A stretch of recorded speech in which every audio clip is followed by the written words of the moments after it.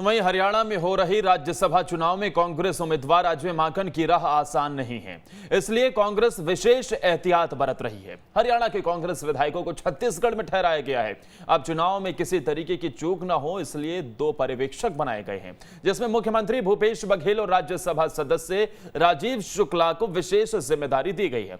चुनाव को लेकर अजय माकन, राजीव शुक्ला और मुख्यमंत्री भूपेश बघेल विशेष बैठक करने जा रहे हैं।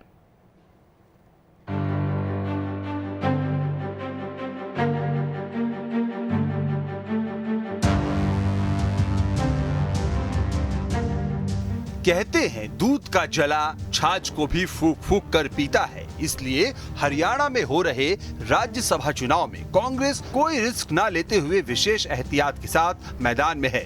कांग्रेस ने अपने विधायकों को हरियाणा से छत्तीसगढ़ शिफ्ट किया है। इस चुनाव में कोई चूक ना हो, इसलिए 2 पर्यवेक्षक भी बनाए गए हैं। मुख्यमंत्री भूपेश बघेल और राज्यसभा सदस्य राजीव शुक्ला कांग्रेस उम्मीदवार अजय माकन की जीत सुनिश्चित करेंगे। इसी सिलसिले में अजय माकन और राजीव शुक्ला रायपुर पहुंचे। हमें उम्मीद है और जिस तरीके से विधायकों की यहाँ उपस्थिति है, तो हरियाणा का राज्यसभा का उपचुनाव जो चुनाव होने जा रहा है, उसमें भी कांग्रेस प्रत्याशी को विजयश्री हासिल होगा। बीजेपी हमेशा जो है खरीद फरोख्त, हार्स ट्रेडिंग इसमें रहती है, लेकिन कुछ सफल नहीं होंगे। हम निश्चित रूप से जीतेंगे, सीट हमें आएगी। यहाँ हमारे विधायकों का, हरियाणा के विधायकों का प्रशिक्षण शिविर चल रहा है, तो प्रशिक्षण शिविर में उनको उदयपुर के चिंतन शिविर के बाद उनको प्रशिक्षण शिविर करके ट्रेनिंग दे रहे हैं। उस सिलसिले में आए हम भी। हरियाणा में कांग्रेस उम्मीदवार की जीत के समीकरण पर आइए नजर डालते हैं। हरियाणा से एक राज्यसभा उम्मीदवार को जिताने के लिए 31 वोट चाहिए। कांग्रेस के पास कुल जमा 31 विधायक हैं, जो जीत के लिए पर्याप्त अंक है। निर्दलीय कार्तिकेय शर्मा के पक्ष में संभावित वोटों की संख्या गठबंधन के समर्थन की वजह से कार्तिकेय शर्मा को बीजेपी के बचे 10 वोट और जेजेपी के 10 वोट, हजका के 2 वोट, बीएसपी के 1 वोट, शिरोमणि अकाली दल के 1 और 5 निर्दलीय वोट मिलने की उम्मीद है। कार्तिकेय शर्मा को 29 वोट मिल सकते हैं, जो जीत के 31 अंक से 2 कम हैं।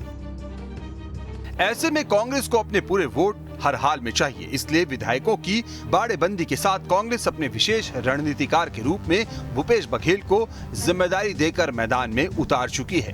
क्योंकि अगर कांग्रेस का वोट रद्द होता है तो जीतने के लिए आवश्यक 31 वोट की संख्या कम होती जाएगी। ऐसे में बीजेपी की ओर से क्रॉस वोटिंग होने का फायदा जेजेपी समर्थित उम्मीदवार को मिलने की संभावना है। क्रॉस वोटिंग की संभावना नहीं होती तो मुझे नहीं लगता कि उनको लेके आने की आवश्यकता थी। तो एक्चुअल में क्रॉस वोटिंग की बात नहीं है, विश्वास की बात है।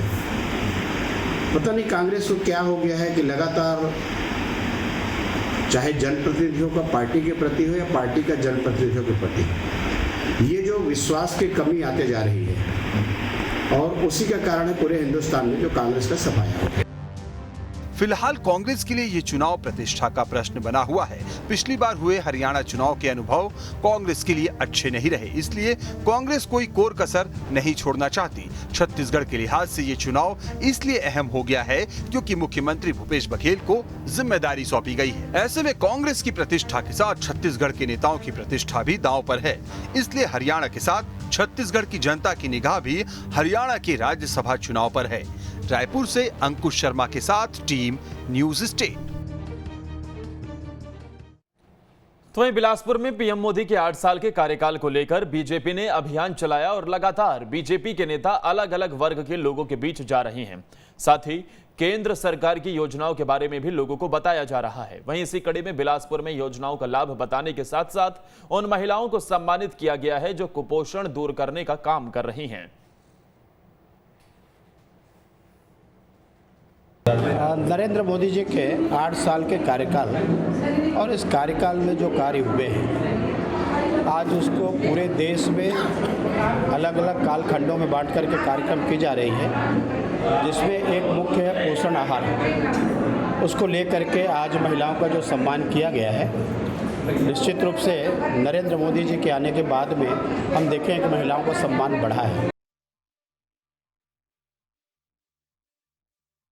कि पूरा देश जो है वो मोदी जी के 8 वर्षों का उत्सव मना रहा है। उत्सव के साथ साथ भारतीय जनता पार्टी ने सेवा, सुशासन, गरीब कल्याण इसके 8 वर्ष को मनाने का लिया है निर्णय। और इसी में यशस्वी प्रधानमंत्री माननीय मोदी जी का जो सबसे महत्वपूर्ण मिशन है महिलाओं और बच्चों के लिए, वो है पोषण अभियान। उनका नारा है कि सही पोषण देश रोशन। इसी को लेकर छत्तीसगढ़ में दुर्भाग्यपूर्ण है कि जो हज़ारों महिलाएं पोषण अभियान में लगी थी, उनको कांग्रेस की सरकार ने बेरोजगार कर दिया है।